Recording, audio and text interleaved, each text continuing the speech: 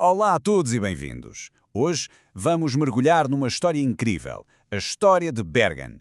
É uma cidade que foi literalmente forjada ao longo de 1000 anos.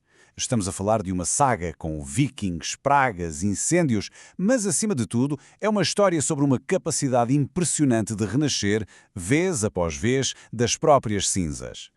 E é precisamente essa a grande questão que nos vai guiar. Porque, pensem bem, a história de Bergen não é só uma lista de acontecimentos. O que é verdadeiramente fascinante é como é que esta cidade conseguiu sobreviver, adaptar-se e reinventar-se perante desafios que, sejamos honestos, teriam arrasado a maior parte dos outros lugares.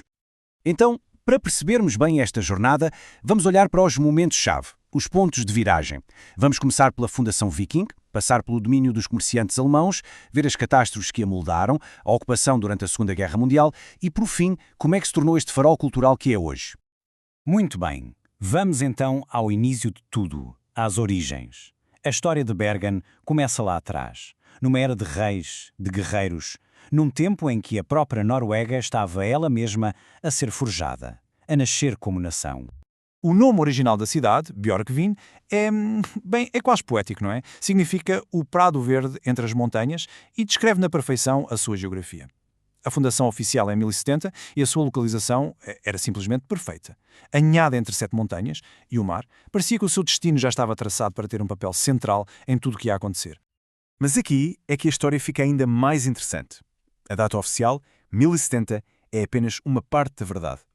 A arqueologia mostra-nos que, décadas antes do rei Olavkir sequer aparecer, aquele local já fervilhava de atividade. Já era um ponto de encontro para o comércio. Era um sinal claro do que estava para vir. E Bergen não perdeu tempo a afirmar-se de todo. Tornou-se muito rapidamente o coração político e espiritual da Noruega medieval. Pensem nisto. Foi ali que os primeiros reis foram coroados, foi ali que as grandes decisões eram tomadas. O poder da nação estava todo concentrado em Bergen, muito antes de Oslo sequer entrar em cena. Claro que uma ascensão tão rápida não passa despercebida. Atraiu olhares poderosos. E neste caso, estamos a falar de uma autêntica superpotência económica da altura, a Liga Hanseática. Eles estavam de olho em Bergen, e a sua chegada ia mudar o destino da cidade para sempre. E esta citação do rei Sverre, lá de 1186, é perfeita para perceber o ambiente. Ele diz que os alemães chegam em grande número, levam manteiga e bacalhau e trazem vinho. Já se sentia a tensão no ar, percebem? Por um lado, claro, o comércio era bom para todos, mas por outro, havia uma desconfiança enorme sobre o poder crescente destes mercadores e a forma como estavam pouco a pouco a dominar a economia local. O ponto de viragem, o momento crucial, foi quando eles estabeleceram o que se chamava um counter. E o que era isto? Basicamente, Bergen tornou-se um dos 4 grandes centros de operações da Liga Hanseática fora da Alemanha. E atenção, isto não era só uma lojinha ou um posto comercial. Era uma verdadeira base de poder, uma espécie de embaixada económica que funcionava com as suas próprias regras. E a escala disto era mesmo impressionante. Parem para pensar. Estamos a falar de cerca de 1000 mercadores alemães a viver no seu próprio bairro exclusivo, o Bryggen. Na prática, era uma cidade alemã a funcionar dentro de uma cidade norueguesa. Tinham as suas próprias leis, falavam a sua própria língua, seguiam as suas próprias tradições, eles viviam lado a lado com os noruegueses, mas quase não se misturavam. O impacto foi total. Eles tomaram conta da espinha dorsal da economia norueguesa da altura, o comércio do bacalhau seco, que era quase tudo. Mas não ficou por aí. O impacto foi também cultural. Trouxeram os seus artesãos como padeiros e sapateiros e até os seus sabores. A canela, por exemplo, foi introduzida por eles e deu origem a um bolo de canela que é um símbolo de Bergen até hoje. Mas todo este poder e toda esta riqueza não serviram de nada para proteger Bergen do que estava para vir. A cidade estava prestes a enfrentar as suas provas mais difíceis de sempre. Estamos a falar da peste e do fogo. 2 forças que iam dizimar a população e destruir a cidade. Não uma, mas várias vezes. E tudo começou em 1349. Um único navio chegou de Inglaterra e trouxe com ele a peste negra. Foi rápido, foi brutal e varreu a cidade e o país inteiro. E aqui acontece algo irónico, uma consequência inesperada. Com a sociedade norueguesa a colapsar, quem é que ficou mais forte?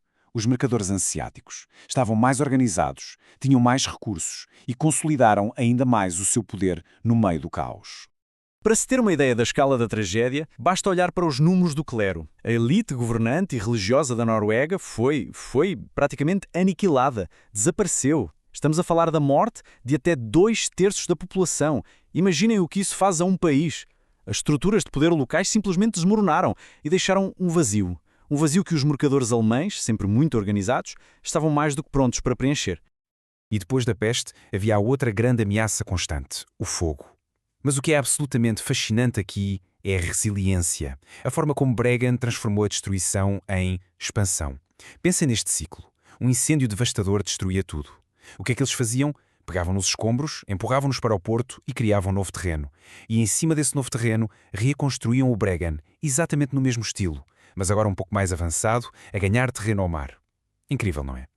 Este domínio hanseático durou séculos, mas não ia durar para sempre. Muito lentamente, ao longo de várias gerações, o pêndulo do poder começou a balançar de volta para o lado norueguês. Foi um processo longo, gradual, de reafirmação cultural e económica. E se olharmos para a cidade em 1600 e depois em 1900, a transformação é total. É o dia e a noite. O poder passou do controle alemão para as mãos dos mercadores noruegueses. A economia, que antes era só bacalhau, diversificou-se. E talvez o mais simbólico de tudo, a língua franca da cidade, deixou de ser o alemão e passou a ser o norueguês. A cidade estava a reclamar sua alma. E então, chegamos a uma data simbólica, 1899. Nesse ano, o último Kontorro, o último escritório de influência alemã, fechou oficialmente as portas. Foi o ponto final num capítulo que durou, pensem bem, 500 anos. Foi o culminar de um processo lento, sim, mas muito determinado, que devolveu Bergen a si mesma. Sem sombra de dúvida, era, de novo, uma cidade norueguesa. E com o virar do século, entramos na Era Moderna. O século XX trouxe consigo uma nova série de desafios para Bergen, provações que a iriam moldar mais uma vez e transformá-la na cidade vibrante que conhecemos hoje. Parecia que a cidade não tinha descanso. O século XX trouxe um novo ciclo de provações. Em 1916, mais um incêndio gigantesco que destruiu o centro. Depois, em 1940, a ocupação nazi, que viu a cidade ser transformada numa base crucial de submarinos. E como se não bastasse, em 1944, uma explosão catastrófica de um navio de munições no porto. Mais uma vez, a palavra de ordem era a mesma: resistir e reconstruir. E mais uma vez, tal como no passado, Bergen reinventou-se. Desta vez, economicamente. A descoberta de petróleo no Mar do Norte foi o gatilho, transformando a cidade num centro nevrálgico da indústria energética norueguesa. Mas o interessante é que não apostou tudo nisso. Hoje, a sua economia é muito mais diversificada. Um equilíbrio inteligente entre esta nova riqueza do petróleo, a sua herança marítima de sempre, o turismo, a ciência marinha e um setor criativo muito forte. E chegamos ao ano 2000, o marco. A nomeação como capital europeia da cultura foi a coroação de uma jornada de 1000 anos. Foi o reconhecimento oficial, uma celebração não só do seu incrível passado de sobrevivência, mas também, e talvez mais importante, da sua identidade presente. Um centro vibrante de arte, de música, de criatividade. E esta citação resume tudo na perfeição. Bergen demonstra que a verdadeira herança não reside apenas na preservação, mas na capacidade de reinterpretar e revitalizar continuamente. E é mesmo isto. O verdadeiro património de Bergen não são só as casas de madeira de Bergen, por mais bonitas que sejam.